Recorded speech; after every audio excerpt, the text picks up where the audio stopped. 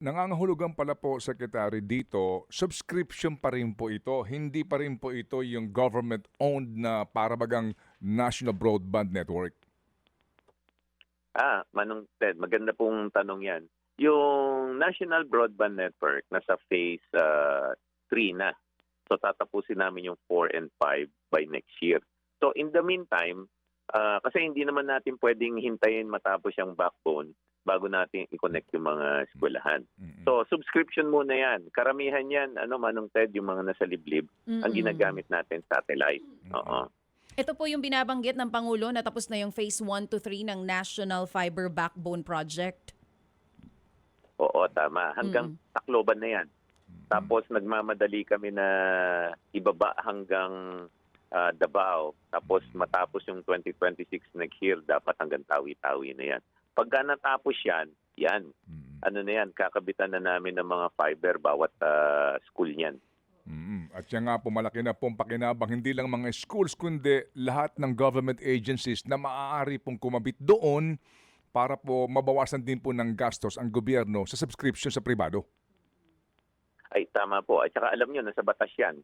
Nakalagay doon sa batas, yung free internet access in public places. Eskwelahan, health center, barangay hall.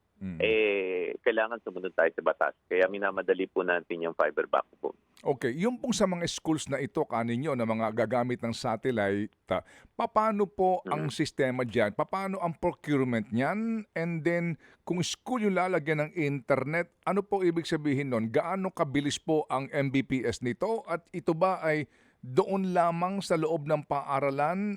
Wi-Fi ho ba ito? Pupunta doon yung mga estudyante? Paano po?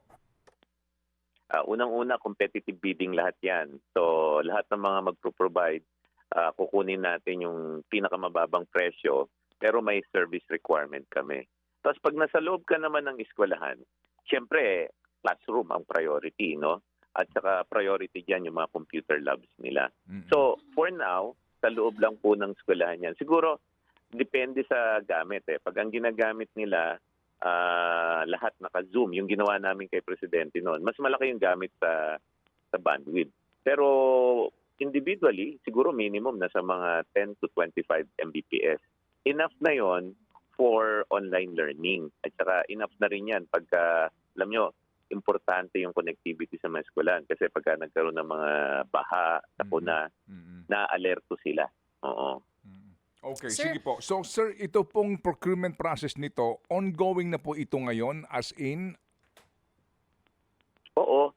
Ang kagandahan din sa DICT, yung ginawa namin, Manong Ted, nung kamakailan, nung umupo ako, naka-Facebook feed yan. So, ginagawa namin, lahat na ngayon ng bidding sa DICT, naka-broadcast sa public. Kasi public bidding dapat. Pero yung mga ibang tao naman, sabi, pupunta pa ba kami dyan sa opisina nyo? Hindi na.